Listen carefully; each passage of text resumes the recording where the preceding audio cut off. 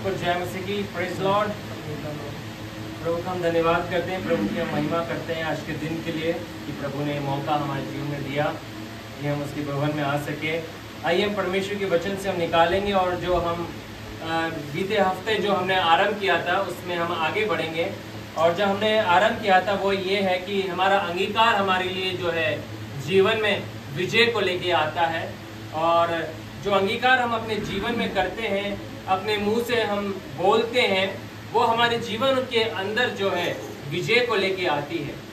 क्योंकि परमेश्वर ने अपने वचन के अंदर कुछ सिद्धांतों को रखा है और हमने पिछले रविवार को इस बात को देखना आरंभ किया था कि किस रीति से जो है परमेश्वर ने हमें अपने रूप और अपने समानता में बनाया था।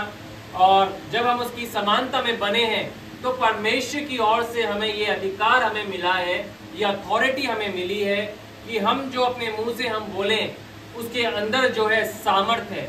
और जो वचन हमने आरंभ किया था उसमें हम आगे बढ़ेंगे। आइए मेरे साथ निकाले आज के अध्ययन के लिए, इसमें जो हम आगे बढ़ रहे हैं इब्रानियों की पत्री उसका 10वां अध्याय और उसका हम 23वां पद हम पढ़ेंगे। इब्रानियों नए नियम से हम निकालेंगे इब्रानियों और उसका जो है 10वां अध्याय, कोई भी निकाले, और उसका 23वां पद हम पढ़ेंगे। इब्रानियों 10वां अध्याय और उसका 23वां पद मैं पढ़ देता हूँ। यहाँ इस प्रकार से लिखा है, आओ हम अपनी आशा के अंगीकार को दृढ़ता से थामे रहे, क्योंकि जिसने प्रतिज्ञा की है वह सच्चा है। परमेश्वर के वचन में दिया गया है, आओ हम अपनी आशा के अंगीकार को दृढ़ता से थामे रहे, क्योंकि जिसने प्रतिज्ञा की है वह सच्चा है। परमेश्वर का वचन जो है पुराने नियम से निरंतर इस बात को कहते आया है और सिखाते आया है कि हमारा जीवन का हमारे मुंह का जो अंगीकार होना चाहिए वो निरंतर सही होना चाहिए। क्योंकि हमारे अंगीकार करने के अंदर जो है सामर्थ रहती है। हमारे मुंह के अंदर, हमारे जीवन में परमेश्वर ने जो है एक सामर्थ दी है। और नीति वचन 18 अध्याय और उसके 21वें पद में हमने इस बात को देख के आरंभ किया था कि परमेश्वर अपने वचन में कहता है कि प्रभु ने हमारे मुंह के अंदर जो है, हमारे जीभ के अंदर जो है मृत्यु और जीवन की बातें रख दी हैं, और जो उसको इस्तेमाल करना जानता है वे उसका फल को जो है भोगेगा। तो प्रभु का वचन जो है निरंतर स्पष्टता के साथ जो है क्लियरेंस के साथ जो है इस बात को बोलता है, प्रोनाउंस करता है, अनाउंस करता है कि हमारा अंगीकार जो होता है हमारे लिए जो है वो फल को लेके आता है। बहुत सारे लोग जो है अपने मुंह से जो है बहुत सारी बातों को बोलते हैं, और जैसा वो बोलते हैं और जैसा वो अपने मुंह से बोलते हैं वे काटते हैं अपने जीवन के अंदर। और ये प्रभु का सत्य है। परमेश्वर की कुछ व्यवहारिक सिद्धांत हैं जिसे कोई टाल नहीं सकता है। जैसे कि हम कुछ सिद्धांतों को देखेंगे उदाहरण के रूप में कि अगर जो बीज हम लेते हैं, अगर आपने संतरे का बीज लेके अगर मिट्टी के अंदर जो है जमीन के अंदर बोया है तो उसके अंदर अमरूद का पेड़ नहीं उगेगा उसके द्वारा, और जब वो पेड़ बनेगा तो उसके अंदर अमरूद नहीं आएंगे मगर संतरे आएंगे। उसी प्रकार से अगर हम अमरूद का पेड़ जो बोएंगे भूमि के अंदर, तो जब वो पेड़ बड़ा होगा तो उसके अंदर संतरे नहीं लग जाएंगे, उसके अंदर क्या लगेगा?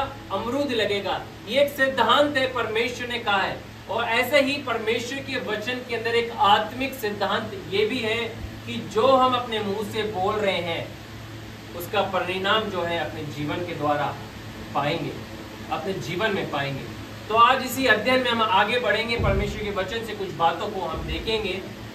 और जो बात हम देखना चाहते हैं वो ये है, पहली बात जो आज हम देखना चाहते हैं आज के अध्ययन में इसमें वो ये है कि हम अपने मुंह से जो है अंगीकार करें उन बातों का जो परमेश्वर ने हमारे को दी है। हालेलुया। परमेश्वर ने जो प्रतिज्ञा हमें दी है उन बातों को हम क्या करें? अंगीकार करें। और उसके लिए हमने इब्रानियों 10 अध्याय के 23वें पद को पढ़ा है। एक बार फिर से पढ़ दीजिए, क्या लिखा हुआ है इसके अंदर? इब्रानियों 10 का 23 और एक दूसरे के साथ इब्रानियों 10 का 23 आओ हम अपनी आशा के अंगीकार को दृढ़ता से थामे रहे, क्योंकि जिसने प्रतिज्ञा की है वह सच्चा है। आओ हम अपने आशा के अंगीकार को दृढ़ता से थामे रहें। अपने आशा के अंगीकार को, जो आशा प्रभु ने हमें दी है, जो आशा हमने अपने जीवन के अंदर प्राप्त करी है, प्रभु का वचन इस बात को हमें सिखा रहा है। वो कह रहा है कि हम अपने आशा के अंगीकार को क्या करें, थामे रहें, दृढ़ता से थामे रहें। और जब हम दृढ़ता के साथ अपने आशा के अंगीकार को थामे रहेंगे, निरंतर उसे बोलते रहेंगे। थामने का मतलब क्या है, तात्पर्य क्या है, कैसे हम अपने आशा के अंगीकार को दृढ़ता से थाम सकते हैं। हम अपने आशा के अंगीकार को दृढ़ता से ऐसे थाम सकते हैं कि मानो जब हम परीक्षाओं में से होके जाते हैं, संकट में से होके जाते हैं, या कोई भी चुनौतियों या डिफिकल्ट परिस्थितियों में से जब हम होके जाते हैं, तो वायदे जो प्रभु के वचन के द्वारा हमें प्राप्त होते हैं या हमें मिले हैं, हम उसे थाम सकते हैं। कैसे थामेंगे हम उसे? अपनी परिस्थितियों के अंदर बोलकर। एक बीमार व्यक्ति जो अपनी बीमारी की दशा में अपने घर के अंदर या अस्पताल के अंदर पड़ा हुआ है, और वो जो बीमारी से जूझ रहा है, बीमारी के अंदर वे तकलीफ में पड़ा हुआ है, उसे दर्द हो रहा है, उसे पीड़ा में से वे होके जा रहा है, नाना प्रकार की समस्याओं का वे सामना वे कर रहा है। जब वो उन बातों का सामना करता है, तो हम कैसे अपनी आशा के अंगीकार को थामे, कैसे वो बीमारी में पड़ा हुआ व्यक्ति है अपने आशा के अंगीकार को थाम सकता है? इस बात को बोल के कि यीशु मसीह के कोड़े खाने के द्वारा मैं क्या हो गया हूँ, चंगा हो चुका हूँ। कलीसिया में जब लोग आते हैं, और जब लोग आते हैं तो इसका मतलब ये नहीं है कि वो बीमारी में नहीं पड़ते। कई बार जीवन में बहुत सारी बातों का सामना लोग करते हैं, वे होके जाते हैं, और आत्मिक लोग भी होके जाते हैं। जब वे होके जाते हैं तो वे खुदा के वचन के द्वारा, खुदा के वचन के माध्यम से ही अपनी तकलीफों के अंदर, अपनी बीमारियों के अंदर अपने आशा के अंगीकार को क्या है वो थाम सकते हैं। बीमारी में पड़ा हुआ व्यक्ति कैसे थामेगा कि यीशु के द्वारा क्या है, मैं चंगा हो चुका हूँ। जो कलेशों में से होके जा रहा है, वो कैसे अपने आशा के अंगीकार को थामेगा? वो कहेगा कि मेरे परमेश्वर ने मेरी प्रार्थना की और ध्यान दे दिया है, प्रभु निरंतर मेरी प्रार्थना को सुन रहा है, परमेश्वर मेरी प्रार्थना का उत्तर देने वाला है। जब अपने आशा के अंगीकार को थामे रहेंगे, हम उसके परिणामों को भी देखेंगे। जब हम तकलीफों में से होके जाएंगे और हम परमेश्वर के वचन की प्रतिज्ञाओं को अपने मुंह से बोलना नहीं छोड़ेंगे और निरंतर कहते रहेंगे, नहीं, मेरा परमेश्वर ने मेरी प्रार्थना सुन ली है। अगर आज आप परमेश्वर के वचन को सुन रहे हैं, अगर कोई तकलीफ में से अगर आप होके जा रहे हैं, तो मैं आपको उत्साहित करना चाहता हूँ इन वचन के माध्यम से कि प्रभु कह रहा है कि अपने आशा के अंगीकार को क्या करें, दृढ़ता से थामे रहें। थाम के रखना है अपने अंगीकार को, मुंह से बोलते रहें, क्योंकि जो आप बोल रहे हैं वो आप इस संसार के अंदर आत्मिक रीति में कुछ बोल रहे हैं। अगर आप सही कन्फेस करेंगे, अगर सही वाणी को अगर आप बोलेंगे, अपनी भाषा को सही रखेंगे, अगर अपने ध्यान को खुदा के वचन के माध्यम के द्वारा प्रभु की ओर लगाए रहेंगे और अपनी चुनौतियों के अंदर, अपनी तकलीफों के अंदर अगर आप निरंतर प्रभु के वचन को बोलते रहेंगे, कहते रहेंगे, तो क्या होगा? एक दिन विजय आपकी होगी, एक दिन परमेश्वर आपको ऊंचाई पर लेके जाएगा, एक दिन आप अपनी प्रार्थना के उत्तर को देखने पाएंगे, एक दिन आप अपने जीवन के अंदर अपनी समस्याओं को दूर होते हुए देखेंगे, एक दिन बीमारियां दूर चली जाएंगी, एक दिन ये कर्जे दूर हो जाएंगे, एक दिन आपके जीवन से सारी निराशा चली जाएगी, एक दिन जीवन से अंधकार दूर हो जाएगा। क्योंकि हम क्या कर रहे हैं? हम परमेश्वर के वचन के आधार पर क्या कर रहे हैं? अपने आशा के अंगीकार को क्या है, थामे हुए हैं, पकड़े हुए हैं, उसे प्रोनाउंस कर रहे हैं, उसे कह रहे हैं, उसे निरंतर बोलते चले जा रहे हैं। भले से उस समय आपको नहीं दिख रहा, आप कह रहे हैं कि यीशु के कोड़े खाने के द्वारा मैं चंगा हो गया हूँ, मगर चंगाई अब तक आपको नहीं मिली है। निराश ना हो जाए, हताश ना हो जाए, परेशान ना हो जाए, मगर खुदा के वचन में दिया गया है कि अपने आशा के अंगीकार को क्या करें, थामे रहे। आइए हम कुछ और वचन को हम पढ़ेंगे, जल्दी से निकालें। भजन संहिता उसका 42वां अध्याय और उसका 5वां पद हम पढ़ेंगे। साम्स 42 और उसका हम 5 हम पढ़ेंगे। भजन 42 और उसका जो है हम 5वां पद हम पढ़ेंगे। आइए पढ़े, क्या लिखा है? हे मेरे प्राण तू क्यों गिरा जाता है, तू अंदर ही अंदर क्यों व्याकुल है। मैं आपको आज बताना चाहता हूँ कि जब आप किसी निराशा का सामना कर रहे हैं तो अपने आप से बातचीत करना आरंभ कर दें, क्योंकि आप अपने आप से खुदा के वचन से बातचीत करेंगे तो आप स्ट्रेंथ को प्राप्त करेंगे, आप अपने आप को एक आशा देंगे। आज हो सकता है कि आपके पास कोई आशा पहुंचाने वाला कोई व्यक्ति नहीं मिल रहा हो। आज संसार में ऐसे बहुत से परिवार हैं, ऐसे बहुत सारे लोग हैं जिनके पास कोई आशा को देने वाला कोई माध्यम नहीं है, मगर मैं आपको बताना चाहता हूं कि सबसे अच्छा माध्यम जो है वो परमेश्वर का वचन है, और परमेश्वर के वचन से अपने आप को आशा दिलाए। दाऊद का एक सिद्धांत था, उसका क्या सिद्धांत है, क्या बोल रहा है वो भजन संहिता के अंदर, हे मेरे प्राण तू क्यों गिरा जाता है। वो अपने आप से बातचीत कर रहा है, हे मेरे प्राण तू क्यों गिरा जाता है और तू अंदर ही अंदर क्यों व्याकुल है। परमेश्वर पर आशा लगाए रहे, क्योंकि मैं उसके दर्शन से उद्धार पाकर फिर उसका धन्यवाद करूंगा। वो अपने आप को इस बात को बोल रहा है, अपने आप को केवल इस बात को अपने आप को स्मरण नहीं दिला रहा कि तू क्यों उदास है, तू क्यों परेशान है। दाऊद परमेश्वर का चुना हुआ था, परमेश्वर की ओर से अभिषिक्त था, परमेश्वर का उद्देश्य उसके जीवन के लिए था। हो सकता है आप भी परमेश्वर के चुने हुए हो, परमेश्वर ने आपको बुलाया हो, परमेश्वर ने आपका अभिषेक किया हो, परमेश्वर ने आपको महान कामों के लिए बुलाया हो, मगर इसका मतलब ये नहीं है कि चुनौतियां आपका पीछा नहीं करेंगी। इसका मतलब ये नहीं है कि तकलीफों में से आप होके नहीं जाएंगे।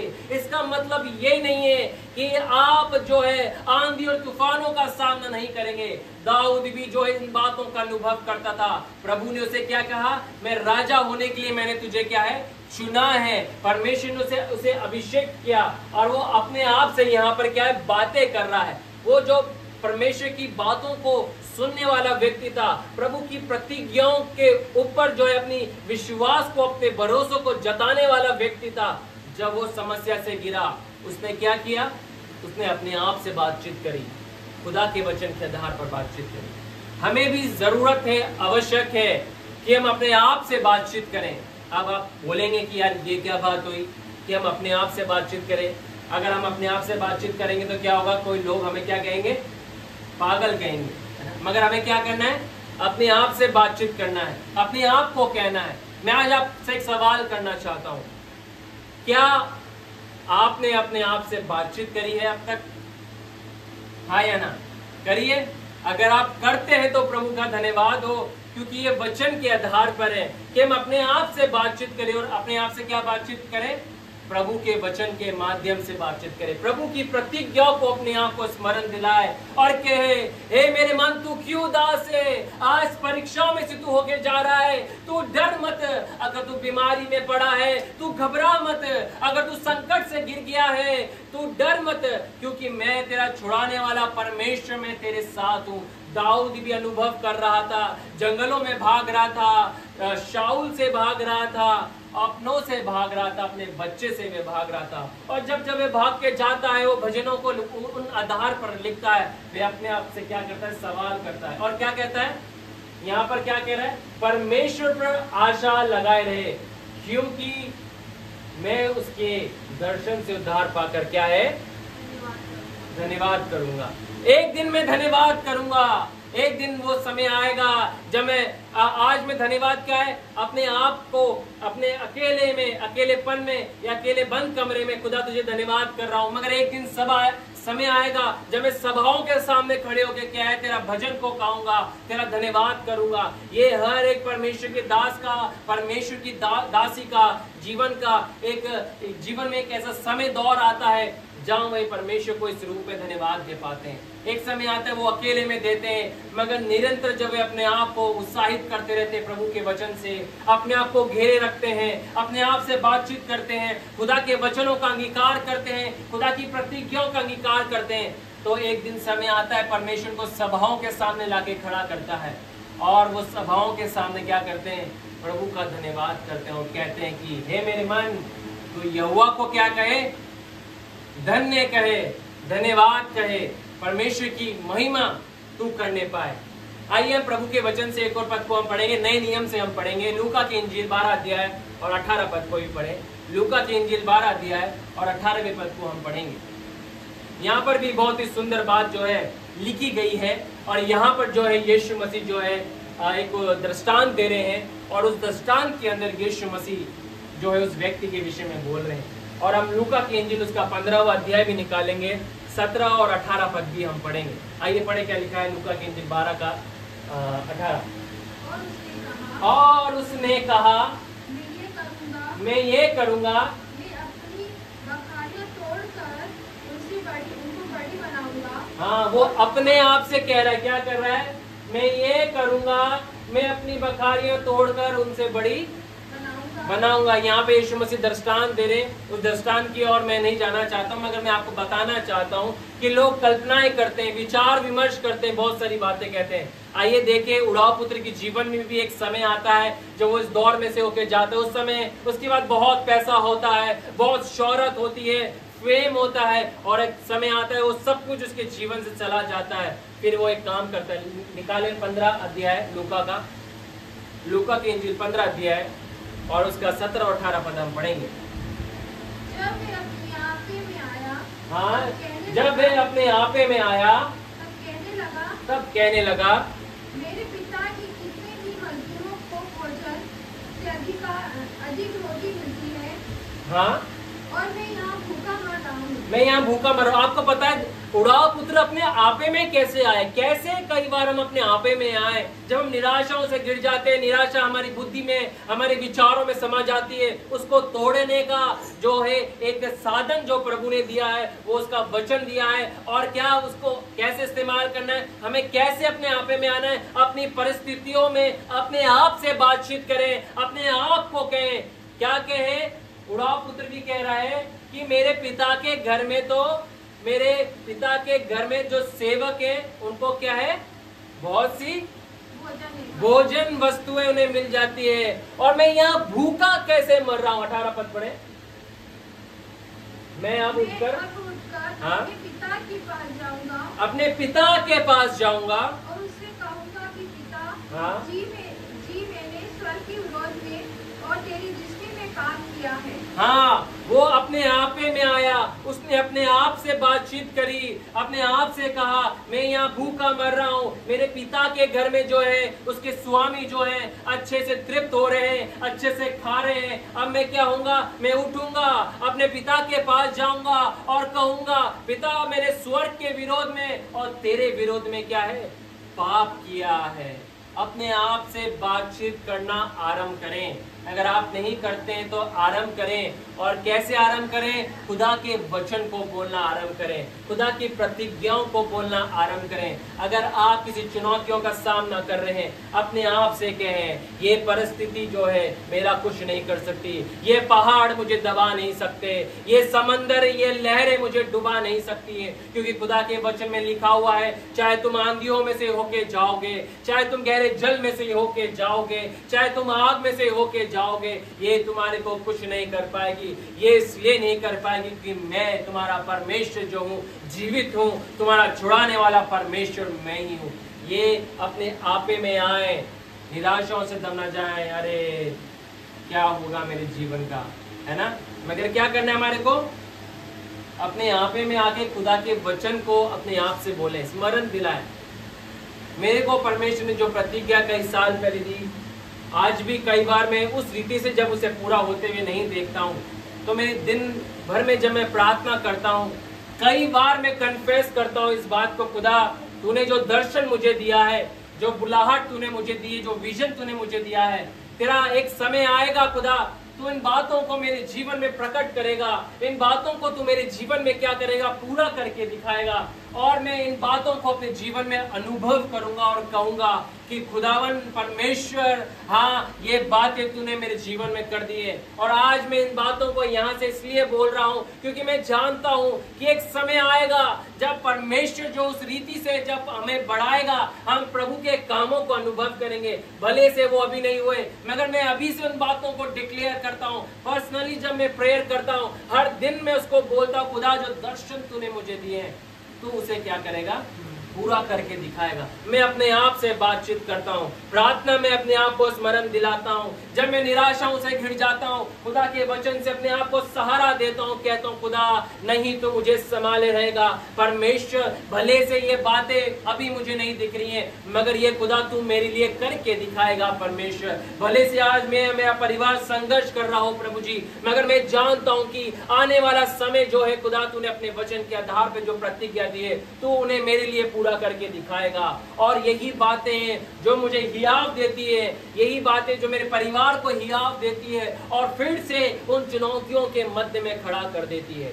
जब मैं 2013 के अंदर बीमार पड़ा था, सितंबर के अंदर, ऑलमोस्ट जून, जुलाई और अगस्त मुझे 3 महीने बुखार रहा और सितंबर में 3 तारीख को है मैं आईसीयू के अंदर एडमिट हुआ था।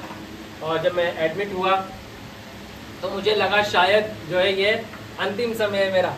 और जब हमें लगता है ना कि हम जाने वाले होते हैं तो हमारे पास बहुत सारी बातें आती हैं हमारे पास कि हमने परमेश्वर के लिए क्या किया।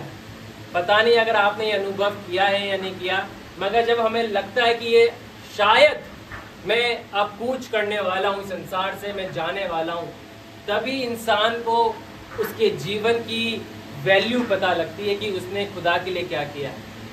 Praise the Lord.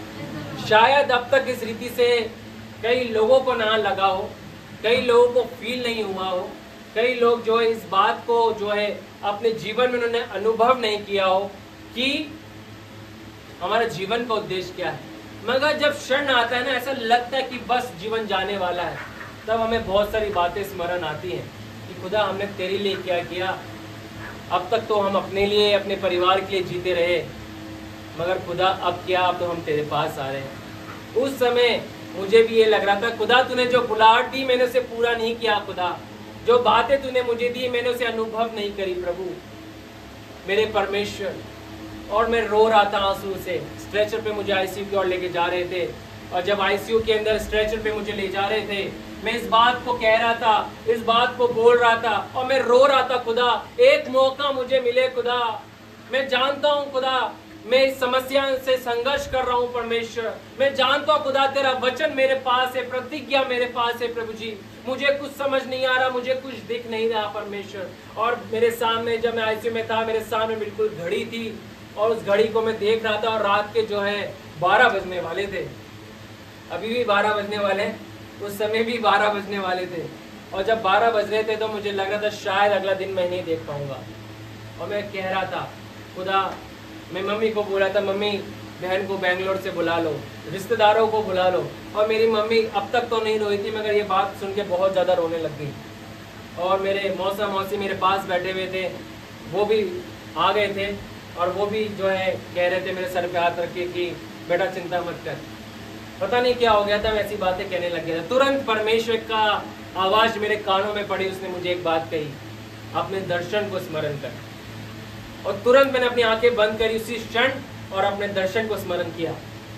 और जैसे मैंने स्मरण किया कि खुदा ने जो बुलाहट मुझे दी, मैंने कहा खुदा मैं नहीं मरूंगा वरन जीवित रहूंगा, वरन तेरे कामों का वर्णन करूंगा। मम्मी को बोला मम्मी रहने दो, बहन को मत बुलाओ, कुछ दिनों में मैं उठने वाला हूँ। मम्मी सोची शायद इसके दिमाग में बुखार ज़्यादा चढ़ गया है। मेरे रिश्तेदार जो है रोने लग गए इस बात को सुन के, शायद ये बौखला गया है। डॉक्टर भी वो खड़ा था, वो भी हंसने लग गया कि यार अभी तो मरने की बातें कर रहा था, अब जीने की बातें करने लग गया। मैं आपको बताना चाहता हूँ कि अपने आप से बात करें, अपने आप में आए, अपने आप को स्मरण दिलाए कि आप है कौन, आप किस लिए संसार में आए हैं, आप क्यों आए। क्या आप मनुष्य के लिए आए, उन्हें प्रसन्न करने के लिए आए, उन्हें खुश करने के लिए आए, या जीवित सेनाओं के यहोवा को प्रसन्न करने के लिए आए। हम इस संसार में आखिर है तो है क्यों, हमारा जीवन का उद्देश्य क्या है। और जब हमारे पास उद्देश्य होगा, हमारे पास प्रतिज्ञा होगी, तो हम अपने आप को खुदा के वचन के आधार पर अपने आप को स्मरण दिलाएंगे, अपने आप से बातचीत करेंगे, अपने आप से कहेंगे कि हे मेरे प्राण तू क्यों व्याकुल होता है, तू अंदर ही अंदर क्यों परेशान है, खुदा पे भरोसा रख।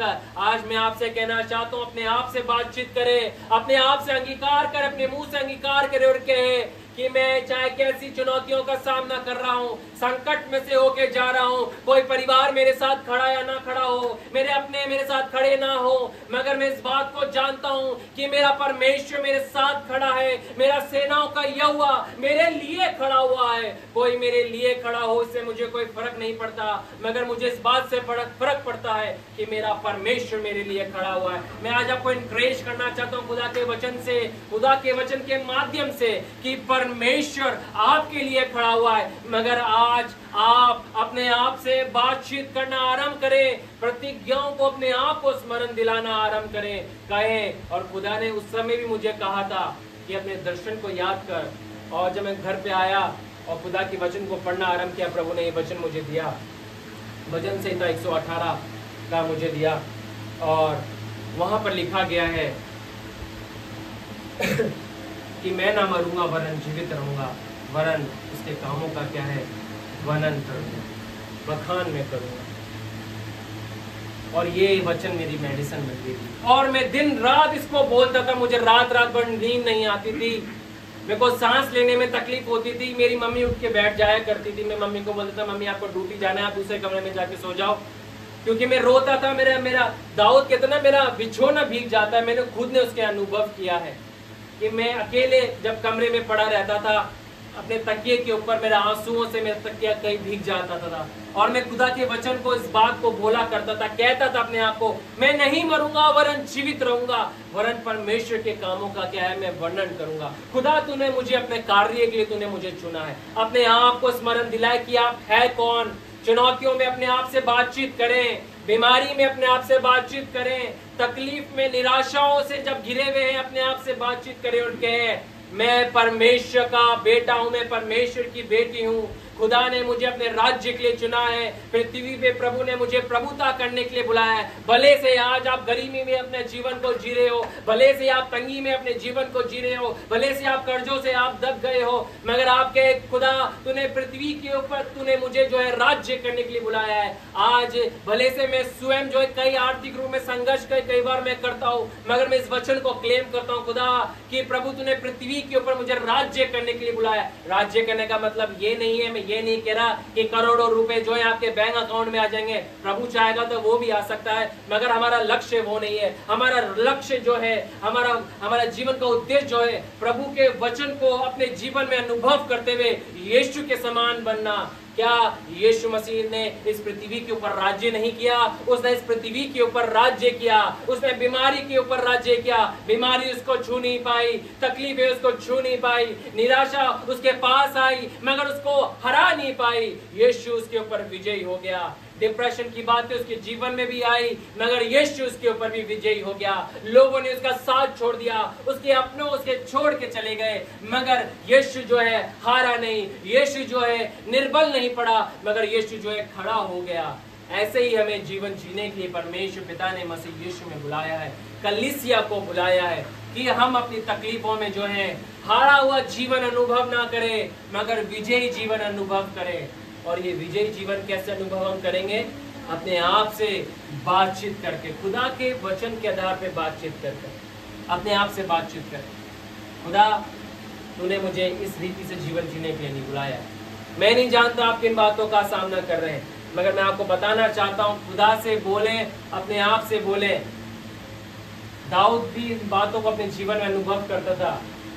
हे मेरे प्राण, तू क्यों गिरा जाता है? अपने आप से क्या है, तू क्यों गिर रहा है? अर्पित, तू क्यों गिर रहा है? तू क्यों परेशान है? आज जो तकलीफों का सामना कर रहा है, क्या उन तकलीफों को के आधार पे अपने बुलाहट को क्या तू त्याग देगा? मैं अपने आप से सवाल करता हूं, क्या ये चुनौती तुझे रोक सकती है? परमेश्वर के प्रेम से तुझे अलग कर सकती है? प्रभु के वचन में रोमियो 8वें अध्याय में क्या लिखा है? कोई गरीबी नहीं, कोई सरदूत नहीं, कोई मृत्यु नहीं, कोई ऐसी बात नहीं बनी जो प्रभु के प्रेम से आपको अलग कर सके। ऐसी कोई शक्ति ही नहीं बनी, ऐसी कोई सामर्थ्य नहीं बनी है, और ना कभी बन सकती जो प्रभु के प्रेम से, खुदा से आपको अलग कर पाए। अपने आप से बातचीत करना आरंभ करे। दाऊद कहता है, और तू अंदर ही अंदर क्यों व्याकुल है? प्रियो, आप अंदर ही अंदर क्यों व्याकुल है? आज आप व्याकुल लग रहे हैं मुझे, अंदर ही अंदर, मगर क्यों है? क्या अपनी परिस्थितियों के आधार पर है कि परमेश्वर ये बोझ मेरे कांधों पर आ गया और इस बोझ से क्या है, मैं दब चुका हूं, मैं कैसे विजय होऊंगा परमेश्वर। भले से आप सामने हंस रहे हो मगर अंदर ही अंदर आप व्याकुल हैं। प्रभु कहता है इस बात के लिए, दाऊद कहता है परमेश्वर पर आशा लगाए रहे, अपने आशा के अंगीकार को दृढ़ता से थामे रहे, कहे परमेश्वर से क्योंकि मैं उसके दर्शन से उद्धार पाकर फिर उसका धन्यवाद करूंगा। प्रोफेसाई करे अपने आप के ऊपर, खुदा मैं तेरा धन्यवाद करूंगा एक दिन परमेश्वर, इन परिस्थितियों से ऊंचा उठकर परमेश्वर, इस बीमारी के बिस्तर से ऊंचा उठकर परमेश्वर, इन तकलीफों से ऊंचा उठकर परमेश्वर मैं तेरे भजन को गाऊंगा, सभाओं के सामने मैं खड़े होऊंगा और तेरे नाम का प्रचार करूंगा, तेरे नाम का मैं धन्यवाद करूंगा, तेरे नाम का मैं गुणवाद करूंगा। इजरायली लोग जब जो है गोलियत से जो है डर रहे थे, पूरी प्रजा के लोग डर रहे थे, सारे प्रजा के लोगों के घुटने जो है लिखा है वचन में अपने आप से भिड़ रहे थे, इतने वे कांप रहे थे, डर रहे थे। मगर क्या हुआ, दाऊद खड़ा हुआ। क्यों खड़ा हुआ? क्योंकि उसने परमेश्वर के वचन को अनुभव किया। वो प्रभु के वचन को बोलते हुए शाऊल राजा के पास गया, आज ही परमेश्वर इसको मेरे हाथ में कर देगा।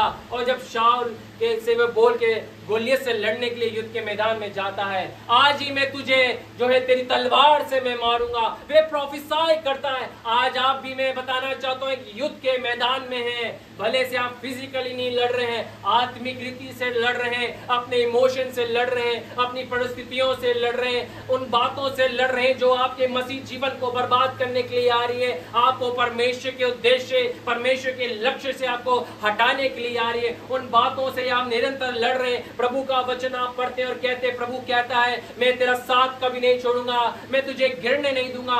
मगर आप अनुभव कर रहे हैं कि लोग मुझे गिरा रहे हैं, परिस्थितियां मुझे गिरा रही हैं। आपको लड़ना पड़ेगा। हालेलुया। एक बात बताना चाहता हूं, आपकी लड़ाई आपका पड़ोसी नहीं लड़ेगा। आमीन। आपकी लड़ाई आपको ही लड़नी है। प्रभु ने एक बात मुझे सिखाई, अर्पित तेरे दर्शन को तुझे पूरा करना है, तेरे दर्शन को तुझे पूरा करना है और उसके लिए तुझे काम करना है। तेरी लड़ाई तुझे लड़नी है, कोई दूसरा तेरी लड़ाई आके नहीं लड़ेगा। हम सब आत्मिक रीति में युद्ध के मैदान में उतरे हुए हैं। अगर हम परमेश्वर की संतानें हैं तो मैं आपको बताना चाहता हूं ये संसार हमारा नहीं है, हम इस संसार के नहीं है। हम क्या है? एलियन है। क्या है? बोले मैं एलियन हूं। प्रभु के वचन में लिखा हुआ है। क्या है आप?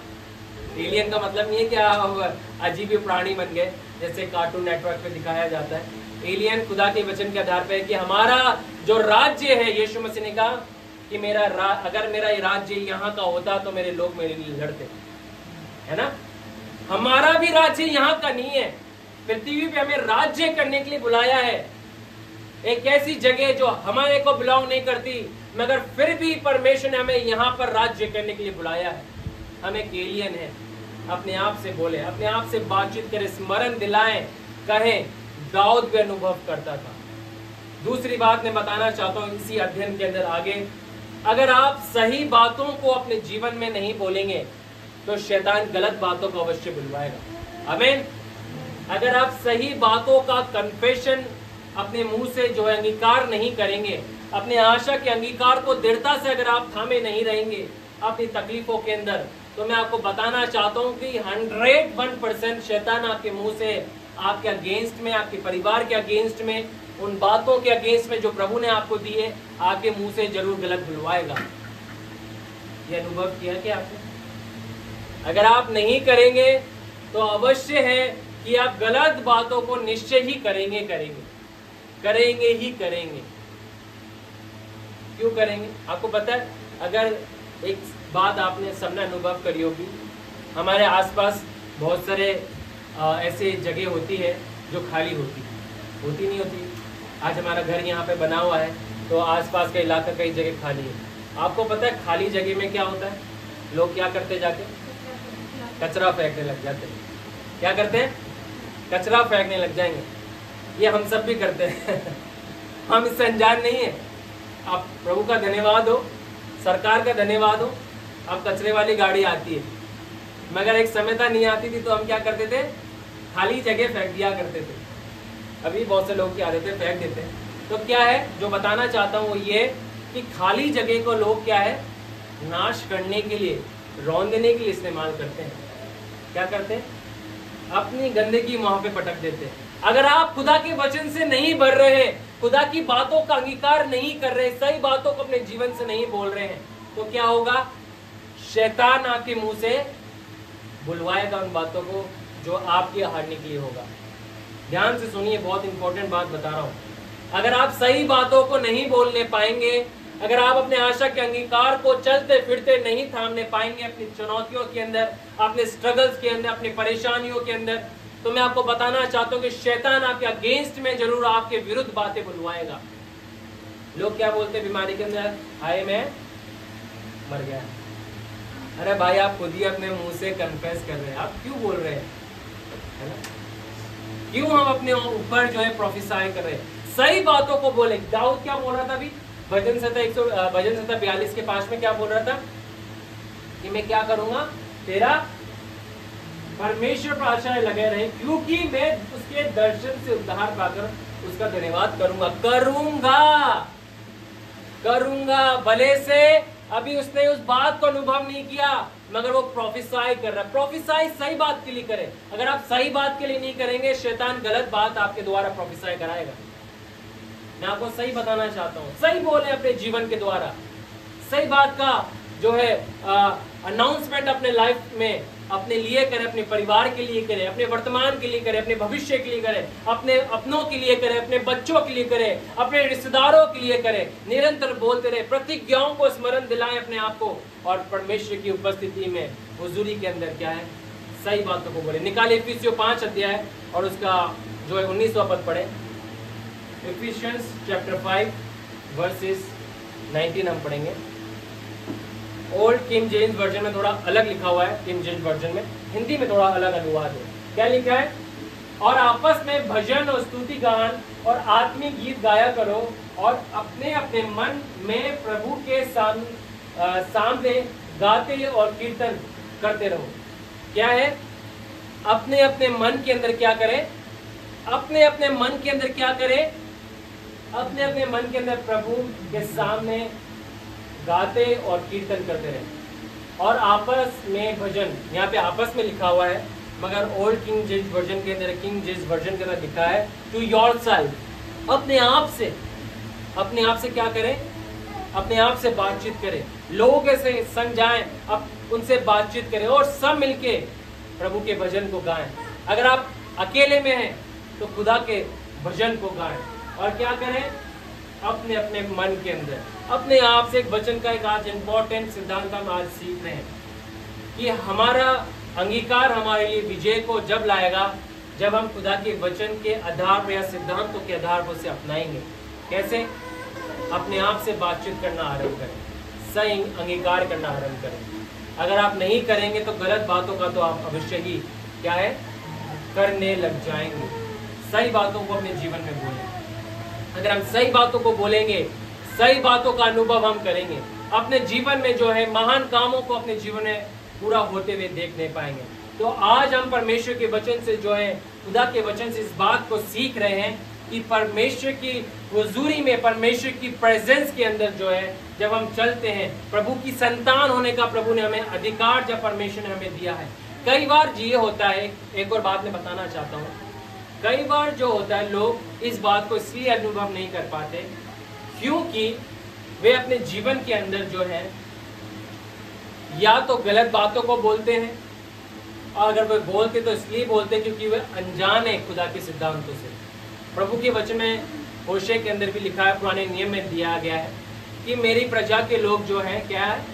ज्ञान की कमी से, ज्ञान के ना होने से वे लोग क्या नाश हो जाते हैं। क्यों?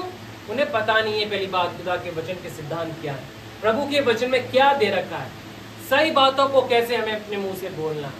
क्योंकि हमने भी पढ़ा था पिछले रविवार को जब हमने इसका आरंभ किया था, नीति वचन 18 के 21 में कि हाँ, प्रभु ने हमारे जीव के ऊपर क्या दिया है?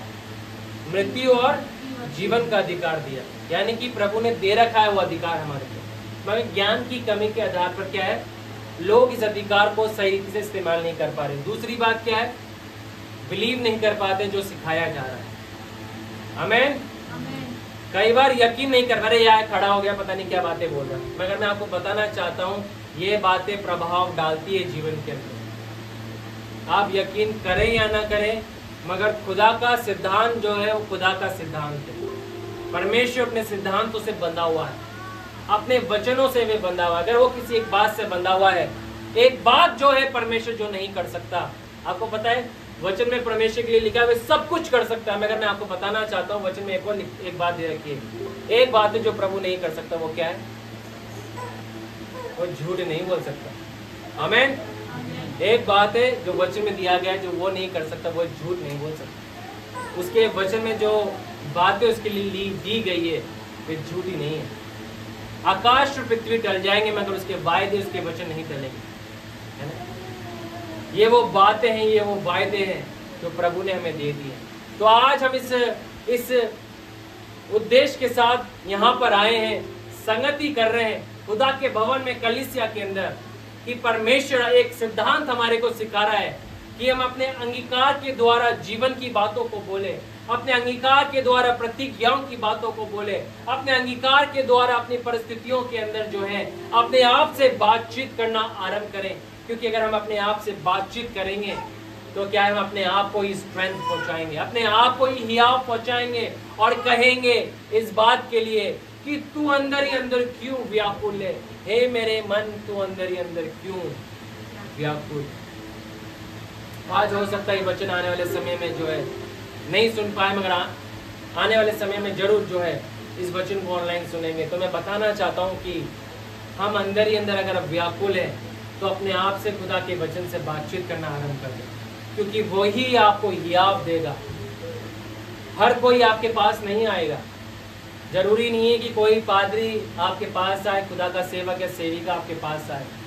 प्रभु ने आपको एक हथियार दे रखा है, एक ऐसा हथियार जो कभी टल नहीं सकता, एक ऐसा हथियार जो है जो शैतान के हर एक प्रहारों को, हर एक छिपी हुई बातों को उजागर कर सकता है। ये हथियार जो है इतना सामर्थ्य है जो दुष्टता के अंधकार की शक्तियों के ऊपर आपको विजयी जीवन जीना सिखा देगा।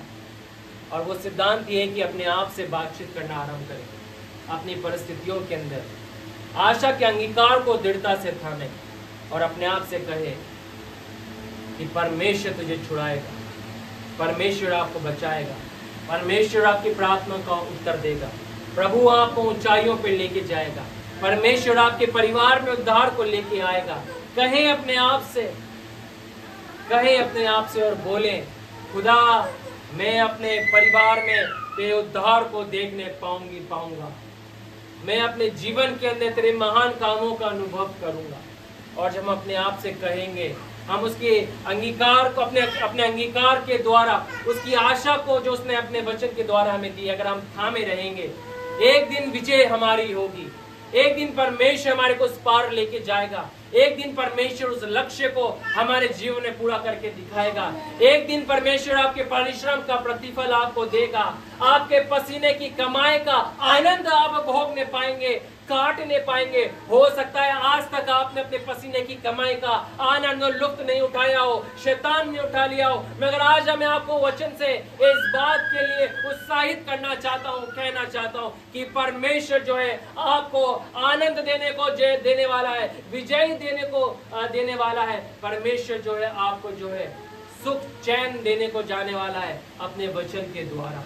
अपने आप से बातचीत करना आरंभ कर दें, अपनी परिस्थितियों के अंदर कहना आरंभ कर दें, क्योंकि यही आपके जीवन में सर्वप्रथम विजय को लेके आने वाली सबसे बड़ी चाबी होगी। अगर आप अपने जीवन में अपने आप से बातचीत करना लग जाएंगे, वचन को बोलने लग जाएंगे। आइए हम परमेश्वर के चरणों में हम जाएंगे, हम ऑफरिंग में हम जाएंगे। उससे पहले हम प्रार्थना करेंगे, छोटी सी प्रार्थना। जो वचन आज हमने सुना है प्रभु के सम्मुख जाएं।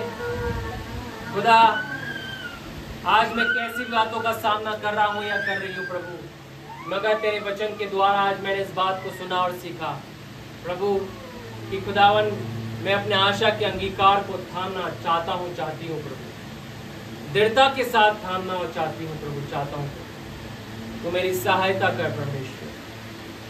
खुदा अनुग्रह दे कि निराशाओं से जब मैं गिरता हूँ प्रभु जी, उन बातों को अनुभव नहीं करता जिन बातों के लिए तूने मुझे बुलाया है परमेश्वर, उन बातों को अपने जीवन से प्रोनाउंस करने के लिए, अनाउंस करने के लिए, डिक्लेयर और प्रोफेसाई करने के लिए प्रभु तू मेरी सहायता कर।